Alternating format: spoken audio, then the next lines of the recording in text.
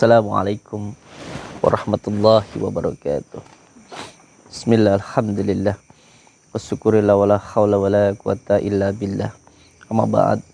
Saudara-saudaraku semuanya, subscriber, subbreaker dimanapun berada, semoga panjenengan semuanya selalu dalam lindungan Allah subhanahu wa ta'ala, mendapatkan rezeki yang berkah, barokah, berlimpah, bisa untuk pergi ke Mekah, ke Madinah, biasanya bisa buat beli sawah, dan menjadi keluarga yang sakinah, mawadah, warahmah, mendapatkan keturunan yang soleh dan soleh. Amin ya rabbal alamin. Saudara-saudaraku semuanya, malam yang berbahagia ini alhamdulillah kita masih diberikan kesempatan untuk bersilaturahmi, saling menyapa, dan juga diberikan kesehatan, kenikmatan, nikmat bisa melihat, nikmat bisa berjalan, nikmat bisa duduk, nikmat bisa bernafas, nikmat bisa makan, dan lain sebagainya. Masya Allah, ini adalah suatu nikmat Allah yang luar biasa yang diberikan kita kepada Allah, yang diberikan Allah kepada kita. Ini ada suatu nikmat yang sangat luar biasa sekali. Masya Allah, nikmat kita bisa mendengar, nikmat kita bisa berbicara, nikmat kita bisa mencium, nikmat kita bisa berjalan, dan lain sebagainya. Masya Allah. Tetapi harus diingat, setiap nikmat yang diberikan Allah kepada kita ini nanti akan ada pertanggungjawabannya. Semua yang diberikan Allah kepada kita ini nanti akan ada pertanggungjawabannya. Ketika kita diberikan mulut kita untuk berbicara apa, ini nanti akan dimintai pertanggungjawaban oleh Allah. Ketika berbuat buruk, maka keburukan ini nanti akan menghancurkan diri kita sendiri. Ketika telinga kita mendengarkan sesuatu hal yang tidak baik, ini nanti akan ada pertanggungjawabannya. Oleh sebab itu, saya mengingatkan untuk diri saya sendiri, dan tentunya untuk saudara-saudaraku semuanya yang saya sayangi, yang saya kasihi, dan juga yang saya hormati semuanya. Semoga kita bisa menggunakan apa yang diberikan Allah ini dengan sebaik-baiknya. Kita punya mulut, ya kita gunakan mulut ini untuk berbicara sesuatu hal yang baik. Apabila ada perkataan yang tidak baik, mending lebih baik diam, tidak usah berbicara. Ketika ada perkataan yang tidak baik, lebih baik tidak usah didengarkan. Kalau memang tidak bisa untuk dihindarkan, lebih baik pergi. Kalau suatu hal yang tidak baik kita dengarkan, maka kita sama dengan yang mengatakan. Sama ketika kita mendengar ayat-ayat suci Al-Quran, maka ketika kita mendengarkannya, pahalanya akan sama dengan yang membaca. Tapi bila kita mendengarkan perkataan orang yang buruk, maka doanya akan sama dengan orang yang berkata buruk tadi. Sebagai contoh, ketika ada tetangga sampean mengrasani ngomong nih kalaan nih tonggo, kalau sampean mendengarkan pembicaraan orang tersebut, mengiyakan, mendengarkan terus menerus, maka dosanya akan sama dengan yang berbicara. Berarti sampean memakan bangkai saudara sampean, tetangga sampean sendiri. Apa sampean nggak jijik kan begitu? Oleh sebab itu, semoga kita semuanya dijauhkan dari perkataan mendengarkan dan mengucapkan perkataan hal yang buruk. Ini sama, mendengarkan dan mengucapkan perkataan yang buruk ini sama, dosanya sama. Oleh sebab itu, semoga kita tidak berkata yang buruk yang menyakiti hati orang lain, dan tidak mendengarkan perkataan yang buruk yang akan menyakiti dan membuat buruk hati kita. Amin ya rabbal alamin. Saudara-saudaraku semuanya, terkhusus untuk subscriber kita, terkhusus untuk saudara-saudara kita yang mau dan suka melihat tayangan kami, semoga kita semuanya bisa mengambil hikmah dari setiap apa yang kita lihat, dikarenakan apapun yang kita lihat di dunia ini adalah pelajaran, adalah guru untuk diri kita. Yang terpenting kita bisa mengambil hikmahnya dari setiap apa yang kita lihat. Dan untuk semua saudara-saudaraku dimanapun berada, saya mengucapkan terima kasih untuk semua saudaraku yang telah menjalin silaturahmi, telah bersilaturahmi kepada Padepokan. Saya ucapkan terima kasih. Satu yang menjadi tujuan kami, yang menjadi niat kami, bahwa ketika panjenengan datang kepada Padepokan, niatkan satu, untuk menyambungkan tali silaturahmi, itu saja. Kalau tujuannya sampean datang kepada Padepokan mengira saya itu sakti, maka saya pastikan panjenengan akan kecewa. Kalau tujuan sampean kepada Padepokan mengira saya sakti, entah itu yang mau silaturahmi atau mau nyandang sakit, ya kadang terkena masalah dan lain sebagainya. Intinya kita hanya sama-sama berdoa kepada Allah, kalau memang sudah baik biar menjadi lebih baik lagi, kalau tidak baik menjadi lebih baik lagi. Dan ini yang sering sekali saya lihat di saudara-saudara kita, banyak sekali yang di dalam usahanya mengalami sebuah kebangkrutan, usaha selalu ditipu, usaha selalu bangkrut, hidupnya selalu menderita, selalu sakit-sakitan. Ini biasanya mengatakan bahwa dirinya itu terkena santet, disumpetin rezekinya sama orang dan lain sebagainya. Padahal sebenarnya yang saya lihat kebanyakan, ini yang saya rasakan, penyakit-penyakit, gangguan-gangguan, musibah, usaha selalu bangkrut dan lain sebagainya itu bukan karena disantet orang ataupun dibumpeti rezekinya oleh orang, tetapi karena dosa terhadap orang tua. Ini yang paling banyak sekali menimpa saudara-saudara kita. Karena hati-hati, ada dua dosa yang tidak hanya ditimpakan di akhirat tetapi juga di dunia. Ada dua dosa yang tidak hanya ditimpakan nanti di akhirat tetapi juga di dunia. Yaitu yang pertama, dosa melawan orang tua. Yang kedua yaitu dosa zina. Jadi jangan sampai sampean mengira ketika saya melakukan hal ini nanti balasannya nanti di akhirat entah kapan, kan begitu. Jangan menganggap seperti itu. Kalau sampai melakukan dosa, sampai melawan orang tua, durhaka terhadap orang tua, bukan hanya nanti di akhirat hidup panjenengan sengsara, tetapi di dunia juga bakal kelunta-lunta, bakal sengsara. Jangan dikira ketika berzina dengan orang Allah nanti balasannya nanti di akhirat, yang penting nanti saya tobat, nggak mesti juga kapan nanti di akhirat. Jangan berpikir seperti itu. Bukan hanya nanti di akhirat disiksa, tetapi juga di dunia bakal mendapatkan sengsara. Dua dosa ini. Jadi ini banyak sekali menimpa saudara-saudara kita. Oleh sebab itu di dalam pondok kita tidak hanya membicarakan, bukan hanya mengobati orang-orang yang terkena santet ataupun lain sebagainya, bukan hanya mendoakan saudara-saudara kita yang terkena santet dan sebagainya, tetapi juga di dalam padepokan itu yang terutama ialah yang sholatnya bolong-bolong kita minta untuk istiqomah. Yang kedua, yang tidak pernah berzikir kita minta untuk berzikir. Itu yang paling penting. Yang pertama harus taubatan nasuha, itu dulu. Karena ketika kita naik kendaraan dan ketika naik kendaraan itu berasa tidak enak, jangan buru-buru mengatakan kalau itu diganggu oleh orang lain. Coba beriktibar dulu, bermuhasabah diri, bermuhasabah dulu. Apakah ketika berjalan ini jalannya sudah benar, sesuai dengan di jalan raya, sesuai dengan ketentuan pemerintah atau belum?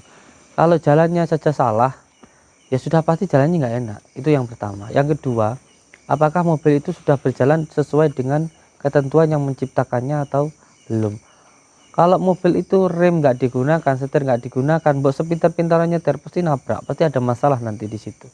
Itu yang pertama. Dan yang ketiga, baru kalau sudah jalannya sudah benar, mobil itu sudah berjalan sesuai dengan ketentuan yang menciptakannya, dan ternyata masih ada yang salah, baru dikoreksi apakah ada yang menumpangi atau tidak. Dan yang menumpangi tadi ada 3 hal. Jadi tidak semuanya karena gangguan sihir. Gangguan goib itu ada 3. Yang pertama karena ain, yang kedua karena ketempelan, dan yang ketiga karena sihir. Ini ada tanda-tandanya begitu. Jadi diindikasikan dulu bahwa kalau mengalami sakit ini, yang pertama, kalau memang ada gangguan gaibnya, bukan hanya yang bersifat fisik. Yang pertama suka marah, hanya stroke. Yang kedua sedih yang terus menerus. Yang ketiga sering pelupa. Ini kalau ada 3 hal ini bisa dipastikan itu ada gangguan gaibnya. Dan yang dirasakan kalau yang karena ain itu bagian depan di kepala sini. Kalau karena ketempelan itu di bagian dada. Kalau karena sihir itu di bagian tulang belakang, di tengkuk, berat, kepala pusing bagian belakang, tulang ekor panas. Ini karena gangguan sihir, insya Allah. Dan sebab itu untuk semua saudara-saudaraku, yang paling penting, yang pertama ialah ridho dari orang tua. Itu yang paling penting. Bahwa banyak orang yang hidupnya sengsara itu bukan karena tidak didoakan oleh orang tuanya, bukan, tetapi karena anak tersebut tidak mau menyambungkan doa dengan orang tuanya. Jadi banyak orang yang sudah didoakan orang tuanya untuk menjadi orang kaya, bahagia hidupnya, sukses, tetapi karena tidak mau mendoakan orang tuanya, pada akhirnya doa anak tadi tidak sampai kepada anaknya. Ini sama seperti sholawat sebenarnya. Ketika kita sudah dicintai oleh baginda Rasulullah, ketika kita tidak mau bersolawat kepada baginda Rasulullah, hidup kita juga tidak akan selamat begitu. Karena apa? Sejatinya ketika kita membaca sholawat itu bukan untuk baginda Rasulullah. Baginda Rasulullah itu sudah dijamin oleh Allah mulia begitu. Nah, ketika kita membaca sholawat, sejatinya kita memuliakan diri kita sendiri begitu. Ketika kita membaca sholawat, maka kita menerima cintanya baginda Rasulullah di dalam diri kita, menyambungkan rasa cinta diri kita kepada baginda Rasulullah. Jadi kita itu sudah dicintai oleh baginda Rasulullah SAW berabad-abad yang tahun yang lalu. Kita itu hanya tinggal menyambungkan saja. Lalu menyambungkannya itu dengan apa? Dengan sholawat itu tadi. Ketika kita bersolawat, maka sejatinya kita membangkitkan Nur Muhammad, memesrakan Nur Muhammad yang ada di dalam diri kita. Kalau Nur Muhammad yang ada di dalam diri kita sudah mesra, maka seluruh dunia ini akan tunduk dan akan menjadi khodam atau pembantu untuk diri kita. Karena semuanya yang ada di dunia ini adalah khodam untuk diri kita, pembantu. Bukan kita yang diciptakan untuk dunia, tapi dunia ini diciptakan untuk diri kita. Itu yang menjadi kaji dirinya. Dan yang kedua, ketika kita mendoakan orang tua, sejatinya kita itu bukan mendoakan orang tua, tapi mendoakan diri kita sendiri. Ini yang tidak dipahami oleh saudara-saudara kita. Jadi banyak orang yang sukses di dalam usahanya, itu bukan karena kerja kerasnya, tetapi karena doa dari orang tuanya. Dan banyak orang yang tidak sukses di dalam hidupnya karena tidak mendoakan orang tuanya. Padahal ketika dia mendoakan orang tuanya, itu seperti menyambungkan paralon ke dalam galon air yang besar yang sudah diberikan oleh orang tuanya tadi. Jadi ketika orang tua mendoakan anaknya, nah ketika itulah orang tua menampung sebuah galon besar. Jadi ketika orang tua bangun malam berdoa, ya Allah, jadikanlah anakku yang sukses, yang kaya, yang bahagia, itu sama Allah, oleh Allah ditampung di dalam lautal mahfud, sama Allah ditampung di sebuah, semuanya di sebuah galon besar begitu. Nah, diri kita ketika mendoakan orang tua tadi, maka kita menyambungkan dengan galon air yang tadi itu sehingga sampai kepada diri kita. Inilah rahasianya. Oleh sebab itu, untuk semua saudaraku, mari kita berbakti kepada orang tua yang masih hidup ya sebaik-baiknya, karena itu adalah pusaka kita yang paling mulia dan yang paling berharga. Pusaka yang paling mulia itu bukan keris, bukan merah delima, bukan ijing bungkem, bukan jenglot dan lain sebagainya. Pusaka yang paling ampuh itu adalah orang tua kita. Maka yang masih punya orang tua, dirawat sebaik-baiknya, itu adalah pusaka panjenengan yang paling ampuh begitu. Dan yang sudah meninggal, jangan lupa untuk selalu didoakan orang tuanya.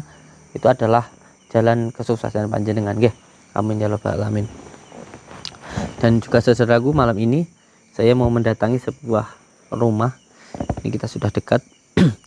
Di rumah ini dikabarkan begitu ada salah satu pasien saya yang kemarin kita lakukan pembersihan itu menyampaikan bahwa ada masalah dengan masih saudaranya sendiri, dan ada sempat diancam mau disantet begitu, dan katanya sudah berkali-kali disantet, tapi kita Allah alam biswab, kita tidak tahu.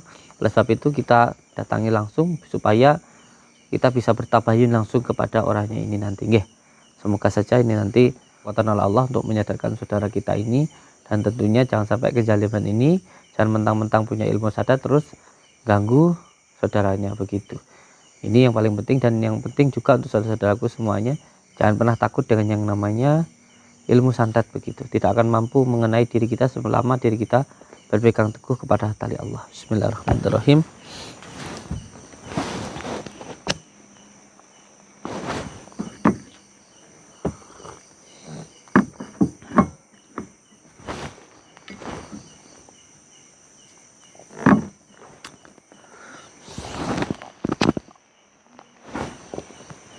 Alhamdulillah.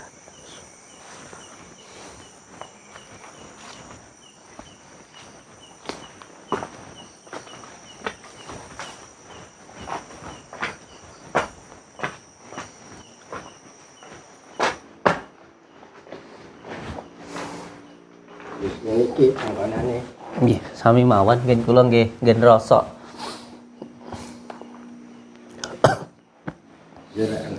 rokok-rokok ya sampean tak rokok-rokokan sik.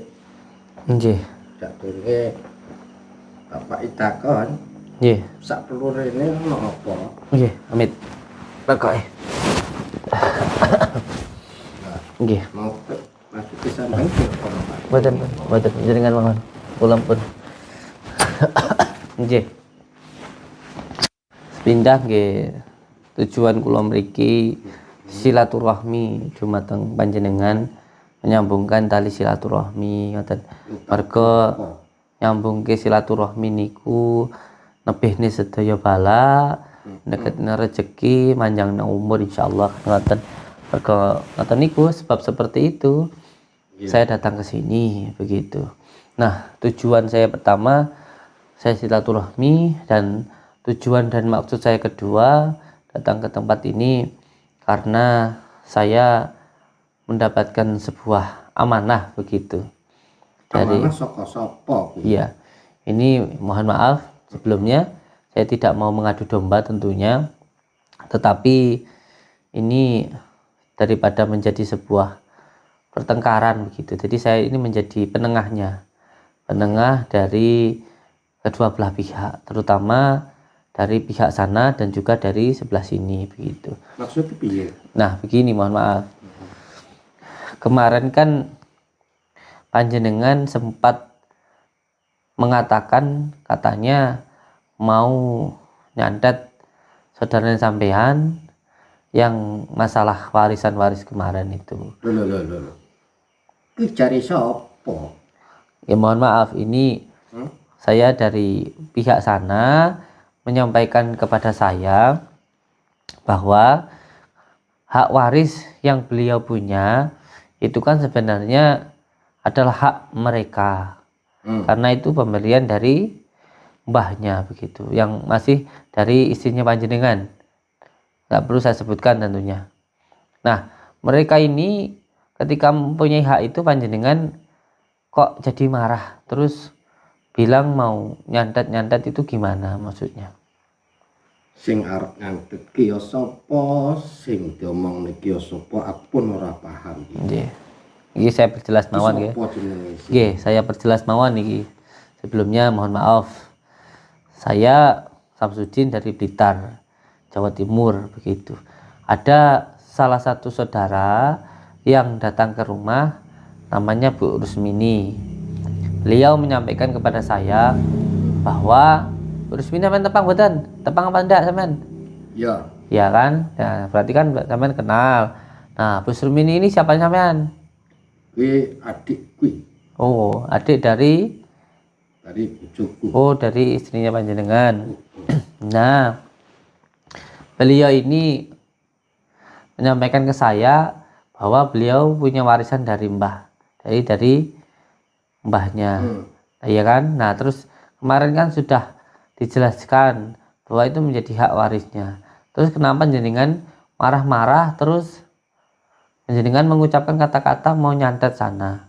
Mentang-mentang sampean di sini dianggap sebagai orang pintar atau orang yang mempunyai ilmu begitu. Nah, oleh sebab itu orangnya ketakutan. Dan ini mohon maaf sekali. Kenapa keluarganya sampai minta tolong ke kami, ke saya, karena keluarganya banyak yang sakit. Bahkan ada yang sakit aneh kemarin itu, ada yang punya rasa takut, ada yang sampai muntah darah. Ada di channel saya punya YouTube gitu. Nah, itu sampai beberapa kali muntah darah, terus perutnya sampai membesar yang ibunya itu kemarin. Nah, ketika saya melakukan pembersihan di sana itu kita temukan barang-barang yang aneh-aneh begitu. Nah, saya tentunya datang ke sini bukan menuduh, bukan, tetapi saya juga merasakan secara sebatinnya kok ada hubungannya dengan tempat ini begitu. Itu yang pertama. Saya tidak nuduh nggih, mohon maaf. Kalau salah saya salahkan sampean juga, saya juga mau.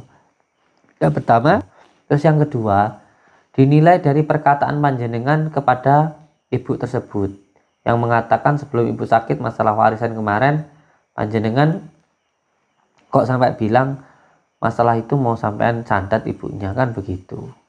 Itu yang menjadi pokok permasalahannya, sehingga saya datang ke sini mau bertabayun. Saya sebagai perwakilan dari beliau, kalau memang beliau ada salah, ya tolong dimaafkan. Jangan cuman karena harta sampai pada akhirnya persaudaraan hancur. Apalagi kalau sampai menggunakan ilmu-ilmu yang semacam itu tambah-tambah lagi secara dunianya sudah bejat, secara akhiratnya itu sudah musyrik begitu. Jadi ini perlu untuk saya tegaskan. Lek sampean waskita sing nyatetku sapa? Ya kudune sampean ya wis seru. Ya sebab itu yang saya rasakan dari tempat ini begitu. Sebab itu saya langsung bertabayun ke panjenengan begitu. Kok aneh? Nggak ada yang Kan aneh. dukun ki kakung Blitar ki akeh dukun iki. Iya itu kan di Blitar lah, sampai ini kan jauh begitu. Musuh pun yo mungkin dek ilmu sih yo akeh. Iya, jaga orang mau cari kemana juga terserah. Tetapi ini kan panjenengan jauh sekali begitu. Dan ini yang ada hubungannya dengan ibu itu, dengan perkataannya ibu itu. Sik. Aku taruhkan sih.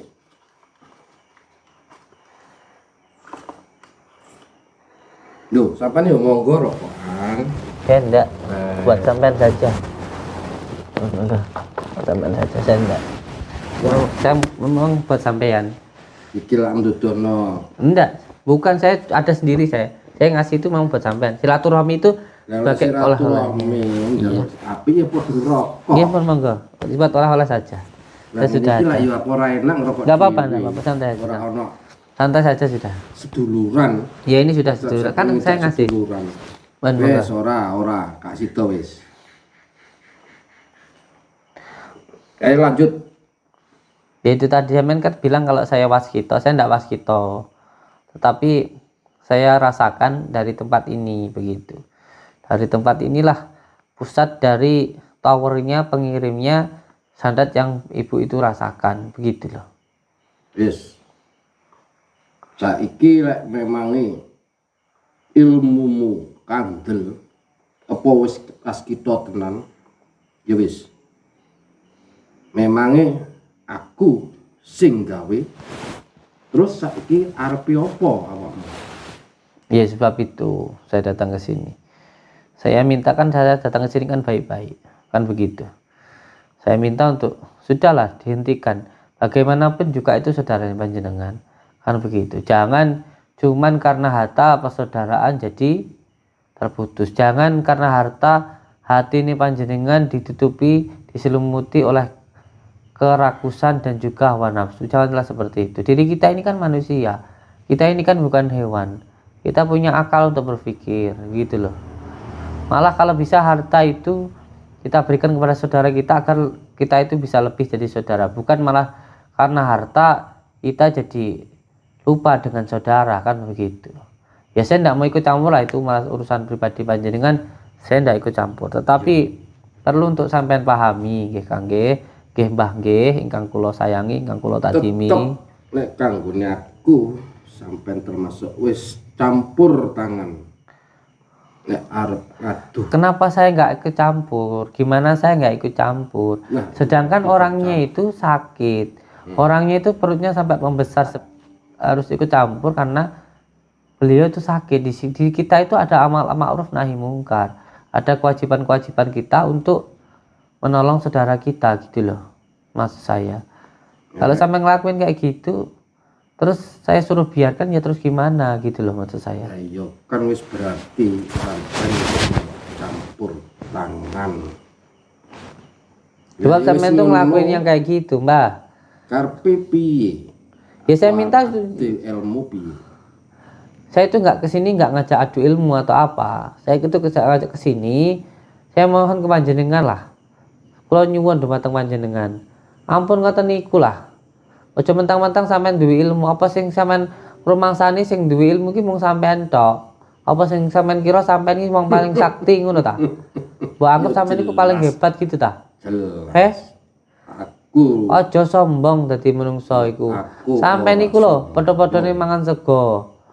Padha-padhane mangan sego. Apa sing sampean andelno, Samaan lah sampean niku.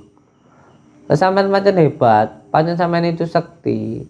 Aja nyantet dulu sampean sing gak duwe ilmu apa-apa. Sampean santet aku Oke. Iya. Ngerti ta saiki? Aku nyosu kok gemes to karo sampean iki. Lek wis ngucap Tenanan. sampean ke ngono. Mergo sampean iku songong, sombong, sok-sok sekti sampean iku. Wis jelas. Lah sampean pancen sekti tenan. Kok duwe lah ilmu. Aja lah duwe ilmu terus nggo nyakiti wong ngono. Duwe ilmu ku nggo ditulung, ora nggo nglarani wong. Ya lek Aja sombong. kuwi ora kena diatur. Sing perlu diatur iku sampean. Sing perlu diatur iku sampean. Sampean iku urip diatur, diaturan, di peraturan ora. Sampean iku aja kaya kewan, mentang-mentang duwe ilmu, mentang-mentang kuat, wong lain mbok sengsara. Aku dudu kewan, Lah piye? kewan koyo wedhus kuwi kewan. Apa bedane? Apa bedane? Wong aku cek duwe. Duwe apa? Duwe ati apa ora? Ya duwe Wah, kesekten. elah. Kesekten apa? Sekten celeng kepret apa? Lah sampean duwe ati ora kaya kewan, ora mungkin ta sampean iku arep nyandet wong sak geleme sampean. Apa meneh kuwi dulure sampean? Sampeyan ora duwe ati, ora duwe utek. Atine sampean ning endi? Uteke sampean ning endi ngono lho. Aja sombong wis. Tokno iki kabeh ilmumu aja gak usah ragu. Ya wis, ayo dijajal iki. Lah ilmu apa sampean wis? Oke, aku ora ngerti apa-apa, oke. Ayo, tokno kabeh pusaka-pusakamu keris-kerismu iki apa? Ya. Aku gemes karo wong model kaya sampean iki. Yo. Tak meneng tok ayo, tak ilmumu santetan aku sing paling kuat kono. Apa mantramu tok no jin-jinmu sing paling sekti kono. Ora usah tanggung-tanggung. Pancen aku mati yo mati syahid tak apa. Tak ikhlasno ayo.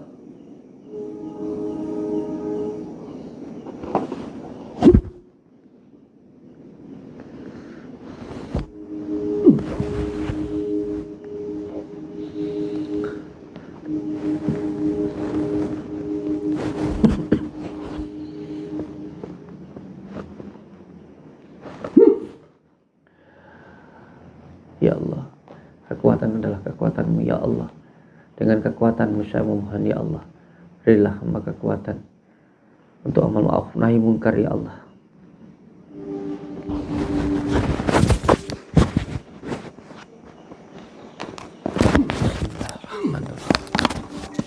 Allahumma shalli ala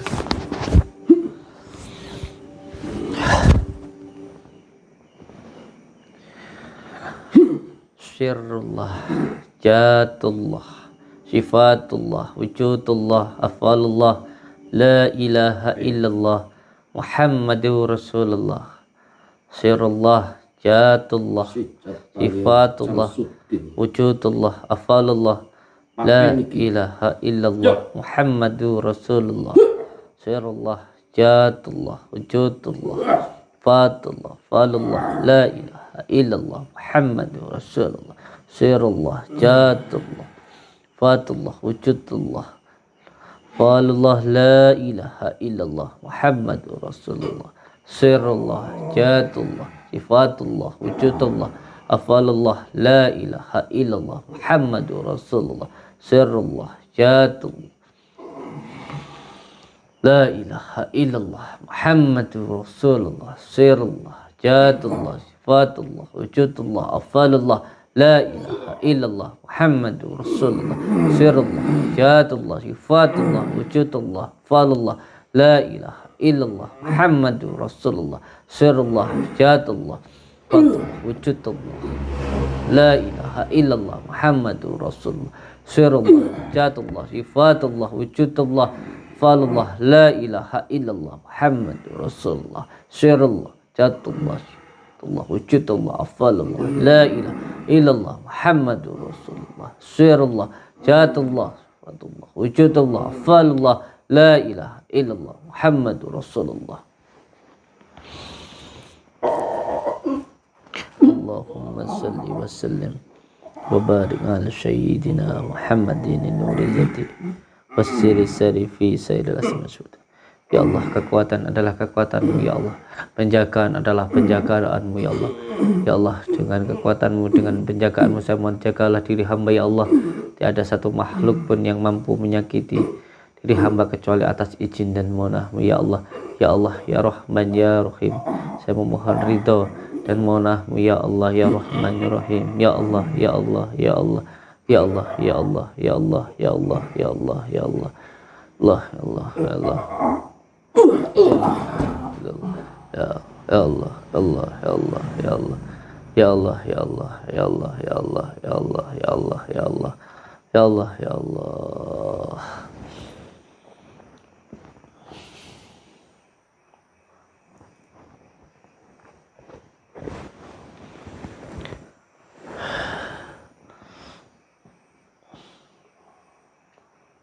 Alhamdulillah Rabbil Alamin.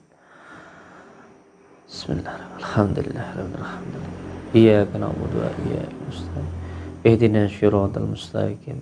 Siratal ladzina an'amta 'alaihim ghairil maghdubi 'alaihim waladdallin.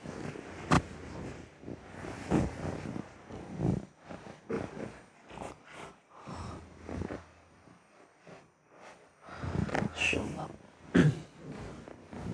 Katanya punya ilmu kuat.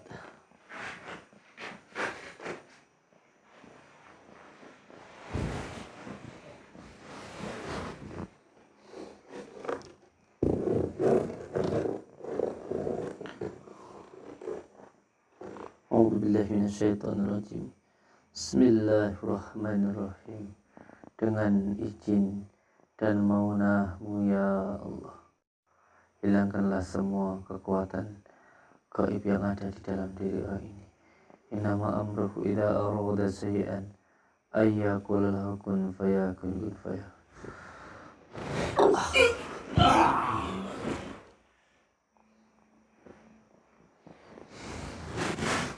Insyaallah. Orang yang seperti ini menjadi contoh untuk saudara-saudara kita semuanya, untuk saudaraku semuanya. Hidup jangan sampai terkuasai oleh hawa nafsu. Pada akhirnya tidak ada orang yang hidupnya mulia karena menuruti hawa nafsu. Orang marah, nurutin hawa nafsu, bunuh orang, pada akhirnya masuk penjara.